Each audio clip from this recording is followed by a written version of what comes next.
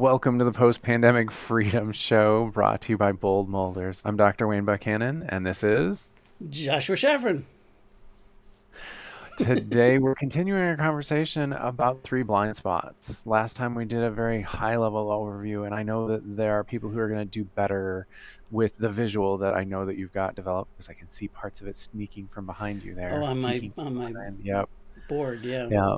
So let's dive in and let you walk them through the visual that goes with these three blind spots. Okay. And I know we can build on that, but let's keep it nice and tight on that visual and see where we end up.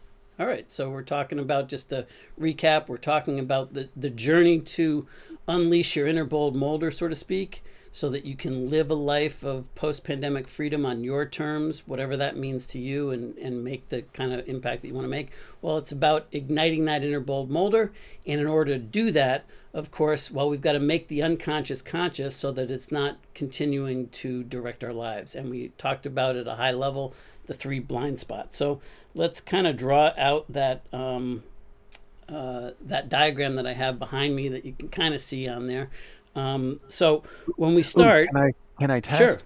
Oh, that's not where I was going to start. Ooh, I was going to start with the first blind spot, which I think, if I remember correctly, All right. is the goals that we were going, Watch we this. have these goals in mind. Ooh. So, So you want to because I start? really am Okay. trying to get these three in my head. So, the first one is where I am currently aimed at. What's my current goal that I've got set, What I'm trying to right? accomplish. There we go. Right. Thank you. Yeah. So let's call this where we're trying to get accomplished. But it's a Okay. blind spot because we don't know whether we're the ones that chose that or not.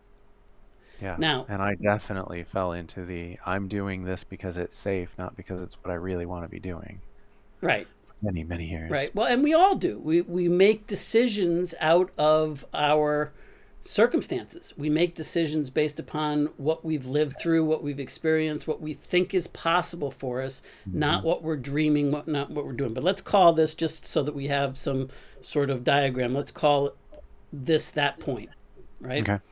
Then And let's then number say, two well, number two is is kind where we of, currently are, right? yeah.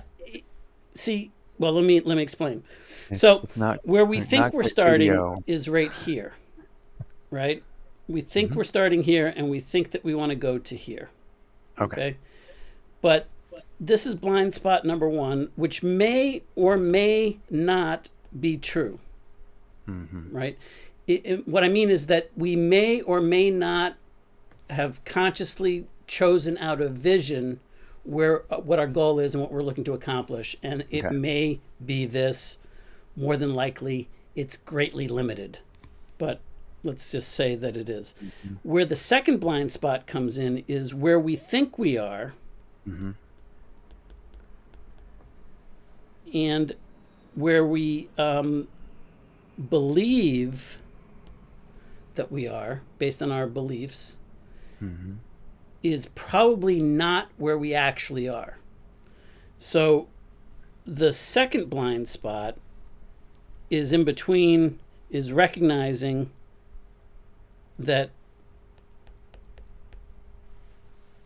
blind spot number two is that where we think we're starting from in terms of, did I spell that right? Or did my Beliefs. dyslexia kick in?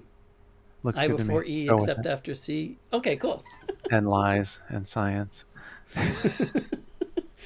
Okay, so what's happened is that we've got the second blind spot is that we think reality is that we're right here and that we just need to bridge the gap to where we want to go, right here. Hmm. When in reality, it looks a whole lot different. Okay?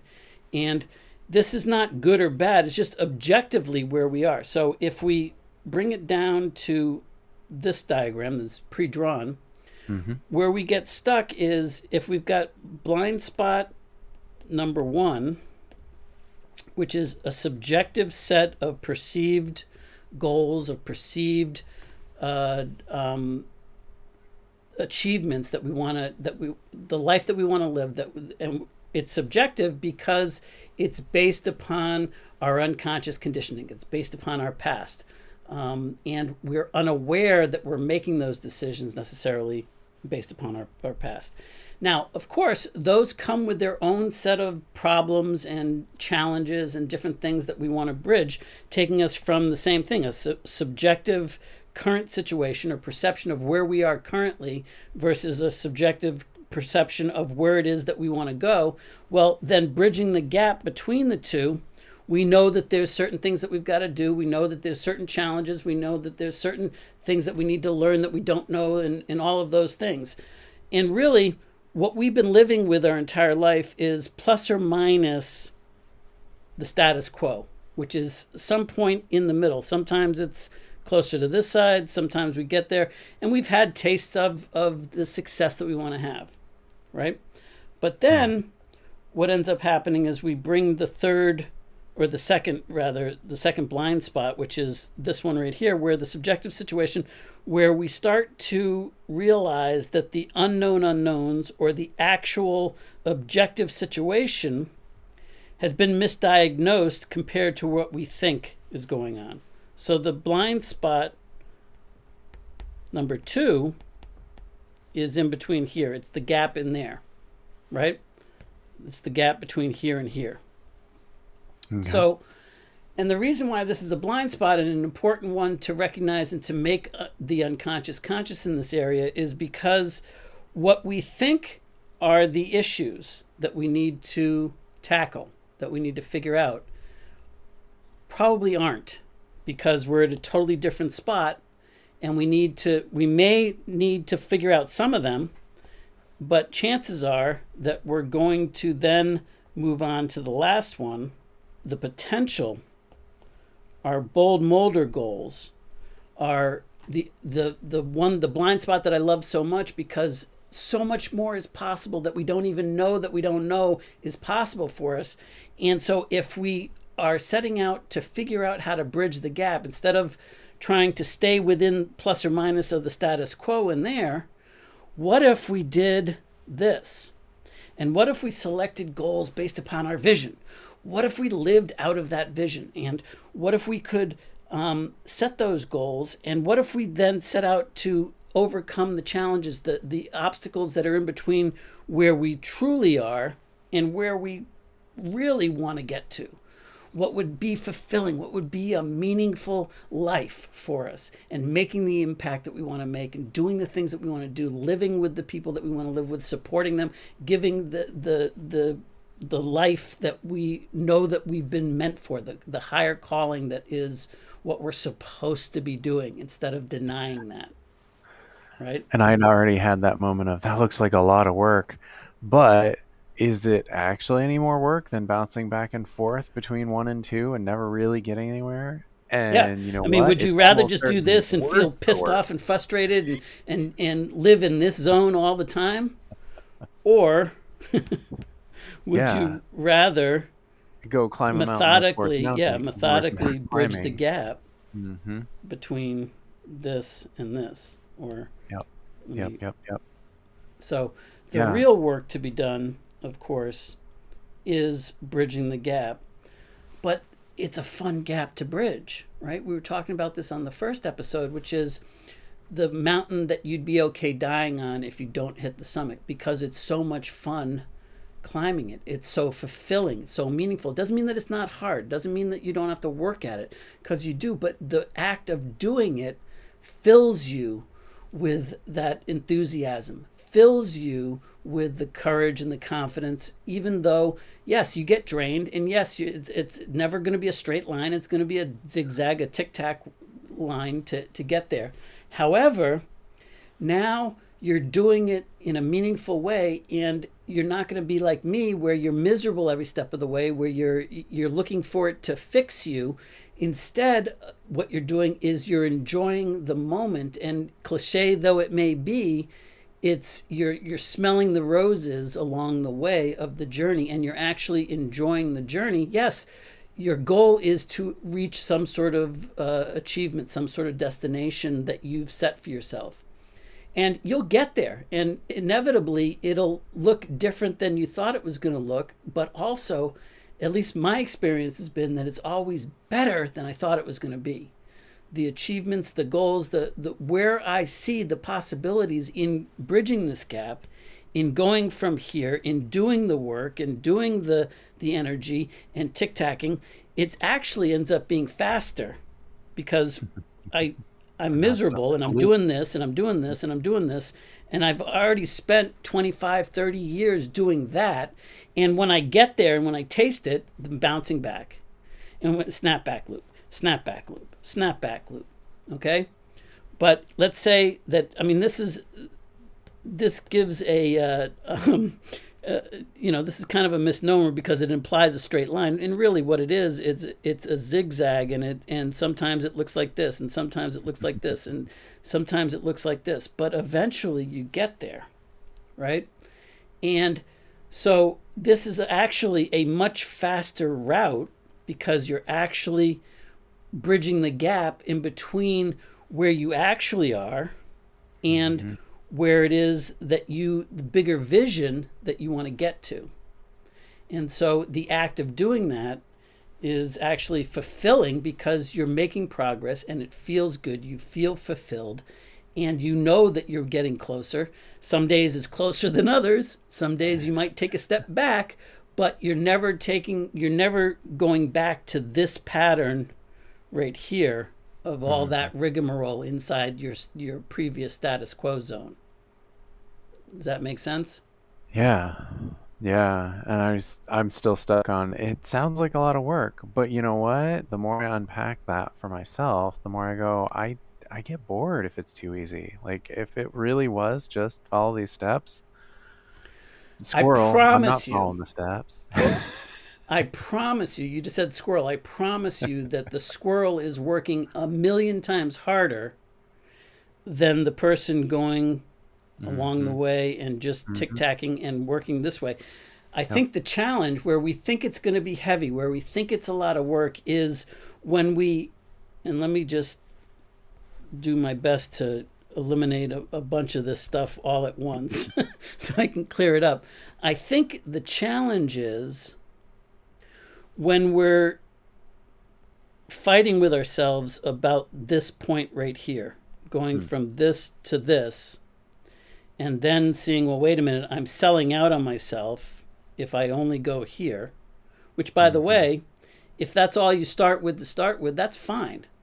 But just make sure that you bridging from where you actually are to where it is that you want to get to, and as you tic tac, you'll see new possibilities, new horizons. But just getting back to what I was saying earlier is that I think the big challenge for people is they've chosen to say that this part right here Blind says spot too. something about me. Hmm. That it means that I'm a failure, or it means that I'm not as smart as the world thinks I am, or that I think I am. It doesn't live up to how I want to trick myself into believing that I am this person. When in reality, it says nothing about you as a person. It says nothing about Hmm. you as an individual. Your past is your past. It's just something that happened. It only has value or only says something about you if you allow it to define you, if it becomes a part of your identity because it's a story or a script that you've written for yourself that you've chosen to embrace and believe is true. So if there's resistance going from here to here, where now you're saying, well, it's a lot of work, it's heavy. It's usually, for me, at least, and I know I'll speak responsibly for myself, when I've challenged this and when I don't want to look at this, it's because, and when I want to procrastinate, when I want to hide out in the status quo some more, or look at my past successes and brag about that as opposed to where am I right now, it's because this feels like it says something about me, and now if I look at it, it's going to be painful. I'm going to feel shame. I'm going to feel guilt. I'm going to feel like a loser if I look at that. When in reality, all of that stuff is a mental conversation, or what I call Fred stories, that are running my show, and it's part of that Jung quote of, until you make the unconscious conscious, it'll direct your life and you'll call it fate. Well, all of this is completely made up, and that's where the friction lives. That's where the resistance lives, is fighting with this, fighting with it instead of just allowing it to be what it is. Because if you look at this and say objectively, and access your objective observer and say, look, it just is the situation. It doesn't say anything about me unless I allow it to, unless I say it does, unless I get upset about it, unless I have it mean something. Well, if I have it mean something about me, it has to be based upon my past. Because if I get upset about it and it's not based on my past, how would I know? How would I have anything to compare it to? I don't know what that means unless I define it for myself. So I've made up those rules that say that this is what it is, and whatever. So Made them up or taken on other people's made up rules. yes, yes, for sure. And that's a bigger part of the issue is that it's, at first it's easy to take responsibility and say I made them up, but in reality, that's the first step to see that part of making them up is that I allowed somebody else's rules to be adopted when I didn't have any choice in the matter. Now, if you want to be pissed about that, go ahead and be pissed about it. Just don't dwell there. You know what I mean? And use that energy for Yeah. something productive. Yeah, I mean, like, yeah, I didn't choose it. Great. Now that I see that, I can choose something different. Cool. You know what I mean? Like get pissed for a minute because that feels better than feeling depressed. It feels better than feeling overwhelmed. It feels better than feeling powerless or helpless. Getting pissed off implies that, oh, I can do something about it now. Mm-hmm. Like the reason I'm pissed is because I see something is possible that I no longer, I'm not living it yet, but it's possible to be living it. And the reason why I'm angry or upset is because I'm not living it yet. That's a whole different ball game than what's the use being apathetic or, you know, like or just hiding it at number one, saying, you know, I'm okay with these lies. I'm just gonna stay here in this little cave. I'm happy it's here. Fine. I may not be rich, but at least I'm what? Happy, Yeah. right? As if you can't have both, you know, and that's a very common thing. And where we start arguing for both our current perception of limitations and our current perception of what's possible for us. I guess it's just my lot in life. I guess I just have to, you know, people like me, people like us, we're just stuck here. You know, we're not meant to do big things. We're just bullshit. But that's what we get stuck in that realm. And I think that anyone who's this far into any of our videos is already going, you know, I'm not okay with that. Like there is something niggling them saying, no, no, no, no, that's not cool. I'm not happy that I'm stuck there. And rather than just staying in the armchair in the cave, going, no, I'm gonna put that energy of being upset, of being unhappy with the situation, dissatisfied, whatever it is, into the tank and start driving rather than just sitting here and accepting this and rolling over and 20 years has gone by. So Yeah, and I mean, let's face it, and that I believe is what the pandemic has done for us, right? Is that it's put that front and center so that we can say that we're okay there, but we're really not, and that's where that tension comes from. Is, you know, whether it's consciously, what was the term, niggling at us, niggling at us, or not. If you're frustrated, dissatisfied, feeling like your life is not where you want it to be, then I promise you're dealing with one or more of the tension between these blind spots. This is the root cause of all of that. I promise you that's what's going on.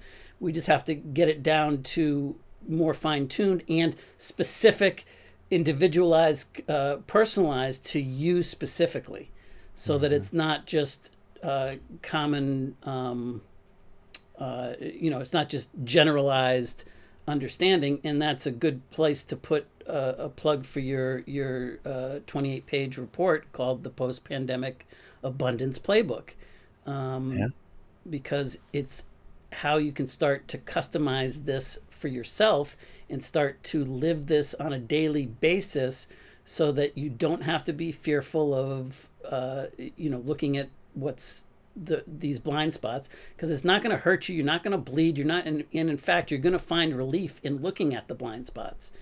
Yeah, you're Right not even now, going to it bleed feels heavy. It psychologically. feels threatening, right?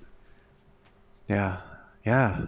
It going into that is kind of scary. Like I mean, I've had the 15 plus years of NLP background, so I've got a lot of tools, and it still sometimes sneaks up on me like, ah, do I have to do the work? I don't want to do the work. Fine, let's do the work because it'll be so much better on the other side. Well, but that's your way of making the unconscious conscious. When you say, "Do I have to do the work? I don't want to do the work," you're acknowledging that you don't want to do it, but now you're saying, "Oh," and then once you get over yourself, then you do it. Now, I Yep. think that there's some ways that would serve you to not play that game with yourself so that you can just be happy doing what you're doing and it doesn't feel like work, it doesn't feel heavy, it doesn't feel like this big Yeah. ordeal. Oh But yeah. that's not for me to say because that's not my goals. It's your goals. Yep. And um, I've gotten definitely better at it. It's funny because I'm like, is that how I live?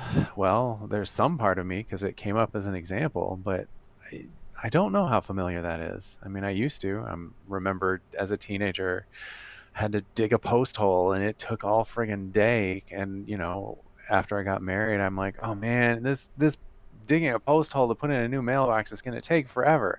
An hour later, I'm like, what was I doing as a teenager that it took all day? Seriously? What is up with that? I spent more time moping about having to do it than just doing it. Never yeah, mind. it's the coward dies a thousand deaths or something because Yeah. you're so worried about it that Yeah. half the stuff that you worry about isn't ever going to happen. The other Yeah. half of it is stuff that you can't do anything about anyway. Yeah. And No. there's like a little sliver of stuff that you can do something about. So there's no point in worrying about it because you can do something about it. You can fix it, Yeah. But it's acknowledging No. that is the shortcut. Yeah, and I think that's probably the takeaway for today. The action item is notice where those things are happening, right? I mean, we've both talked about how we've shortened the speed at which, oh, this thing came up. Okay, let me get rid of it. They still come up, even with all the tools in place. It's just how fast do we respond to them, That's and a or that's a how early great do we cut them off? yeah that's a great. I'm glad you said that because I used to talk about this a lot. When you first start this, go into memory. Pull up a memory of something where it happened because it's really hard until you get the hang of this to do it in the moment.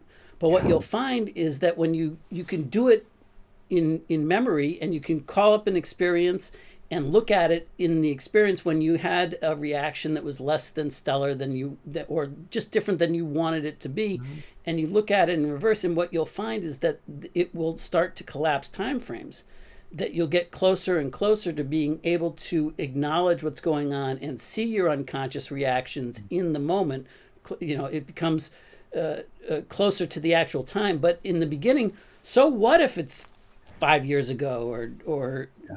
a month ago or Yeah. whatever? It doesn't matter because it's still you're still experiencing it now and it's still affecting you now. So it's Yep. you'll get the same benefit, and the more you get practice with it and just seeing it and just looking at it and saying, oh wow, those were rules that I was upholding because somebody else inflicted them on me, whether it was myself or whatever, but I didn't see it, but now I see it. Oh wow. And the more that you can acknowledge that, the easier it will get to being able to see it in the moment or Mhm. closer to the moment where you don't spend as much time in the chaos of the zigzag and the mud, the blood, and the flood of the yuck.